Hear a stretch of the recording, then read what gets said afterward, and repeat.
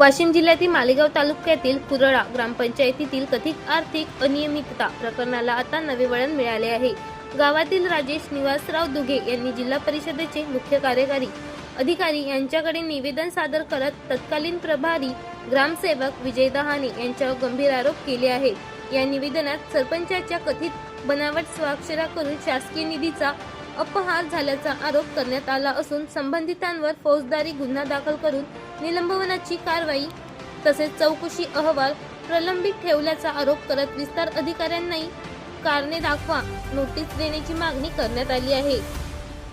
यासोबतच 72 तासात कारवाई न झाल्यास जिल्हाधिकारी कार्यालयासमोर आमरण उपोषण आणि नागपूर खंडपीठात रीट याचिका दाखल करण्याचा इशाराही निवेदनातून देण्यात आला आहे। या प्रकरणातील आरोपाबाबत संबंधित अधिकाऱ्यांची अधिकृत भूमिका अद्याप समोर आलेली नाही। प्रशासन यावर काय निर्णय घेते याकडे आता सर्वांचे लक्ष लागले आहे।